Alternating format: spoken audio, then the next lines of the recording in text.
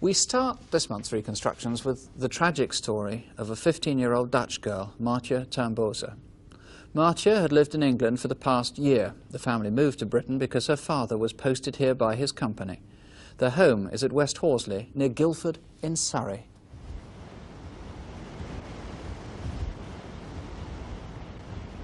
The Tamboezers have lived here in the village of West Horsley for almost a year. At 4 o'clock after school on Thursday the 17th of April, Maartje left home to cycle to the next village of East Horsley. The family was out when she set off, but her sister says Maartje wanted to buy some English sweets to take back to the Netherlands on a school trip that weekend. She was a shy girl, but popular and very pretty. This is her 15th birthday party, 6 days before her death. These are the last pictures her family have of her. Maartje passed West Horsley Garage at 4:10. A passer-by clearly remembers her blue jacket and her bright turquoise trousers. Maartje's mother had told her to keep to the main roads, but there's a well-used shortcut to East Horsley up the cinder path beside the railway.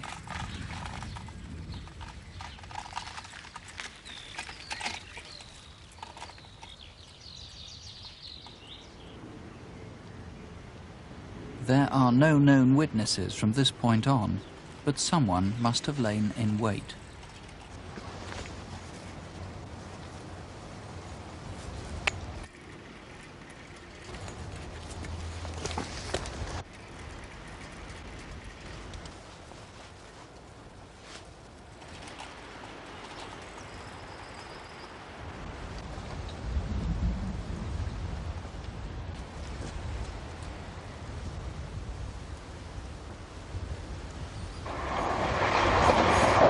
Some 10 minutes later, the 4:22 to London passed by, just as a resident, Anthony Mabbott, turned onto the cinder path.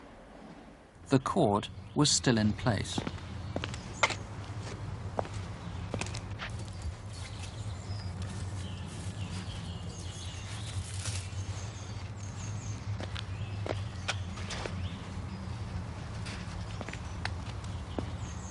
He didn't see at the far side of the field a bicycle. This is an aerial photograph showing the cinder path beside the railway, and this is where the cord was found. Here is Maartje's bicycle, and this, an hour later, is where a man was seen behaving rather strangely. He seemed to be peering into the next field, perhaps waiting for some people there to go away. This is where the man was standing, and here, 200 yards away, is Oakwood Close.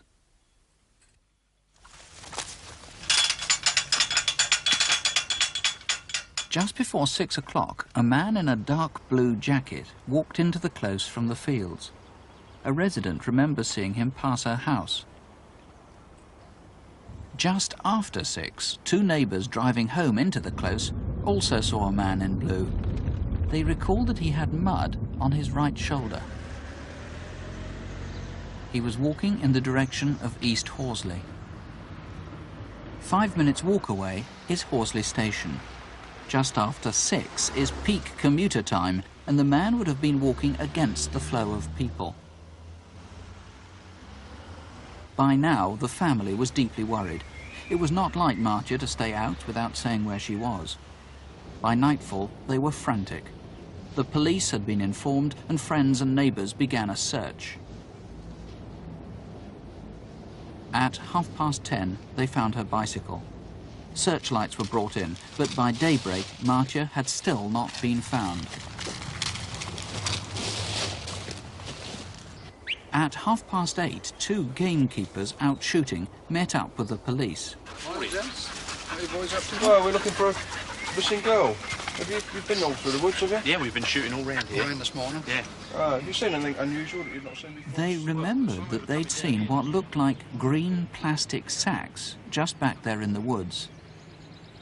They went back with the police, and there, found Maartje's body. And this is where the body was found. Well, this is the man in charge of the inquiry, Detective Chief Superintendent Vincent McFadden. How did Maartje die? Maartje died as a result of several blows to the head, and she was sexually assaulted. Now, had there been other sex attacks in this area? We would normally expect to find with an investigation like this a number of other incidents which hadn't been reported to us. But on this occasion we found only one incident that we know of, and that took place on the Monday, 3 days prior to the attack on Maartje. This involved a middle-aged woman that was walking from the medical centre towards West Horsley when a man jumped out of the hedge in front of her and did what we must describe as a war dance. The woman retraced her steps. She was unhurt? She was unhurt. This man was described as 5'8", slim build, collar-length dark hair, 2 or 3 days' growth of stubble, mid-blue anorak and blue trousers. Now, of course, that man might be entirely innocent. He hasn't broken the law, so you obviously want him to ring in if he is innocent. But do you suspect that he might be the murderer? Of course, if he is innocent, we would wish to speak to him and would wish for him to contact us. But there is the possibility that he's the same man that was seen in the field. Obviously, if there has been another attack in the area, if any woman has been frightened by a stranger like that, you desperately need them to ring in. Yes, of course. We would ask them to come forward, and their calls will be treated in the strictest confidence. Now, what about the man who, one must assume, was the murderer, who was seen coming out of the fields through Oakwood Close, and we last saw him turning the corner and walking in the direction of East Horsley? Is that the last that we know about him? Yes, he was seen at about 6:02 in Ockham Road South. Obviously, he could have gone into a nearby house. He could be a local man. But we do have a sighting of a man at a railway station a little later on at 6:07. A man was sitting outside waiting for his wife when this chap described in a blue anorak and blue trousers ran to the booking office door, through a gate because it was locked, up over the bridge. He bumped into a number of people. He's described variously as having a blue anorak or a beige coat on. The train was moving off. He ran towards the train. The guard stopped the train and allowed him to get on. That was good of the guard. Now, what time was that train? That was 6:07. So that would fit precisely the time that the man would have been walking down that road. OK, so if anybody remembers, it was they who got on that train, that 6:07 train we're talking about, Thursday the 17th of April. That is correct. And they would remember a train stopping for them. Obviously we would ask him to come forward because it would save us wasting resources if he's just an innocent person running for a train. Some of Maartje's belongings were taken? Yes, missing from Maartje, in fact, was a purse identical to this. It's Jordache make purse. Inside the purse was approximately £25, a key and an identical Dutch bank card to this one. This is in fact Maartje's sister's bank card. Well, there can't be many of those. Now, if people ring with suspicions, are you going to be able to check those suspicions out and rule out people who are innocent? Yes, as a result of the latest laser technology, we do have outstanding fingerprints, we have a minority blood group, and we also have forensic evidence, and we will either be able to implicate or eliminate if people will give us details of any suspects. Mr. McFadden, thank you very much. If you can help in any way, the number is 018118055. Please do ring. You can speak to detectives if you prefer at Surrey Police Headquarters. The number there, 0483 65272. That's 0483, the code for Guildford, 65272.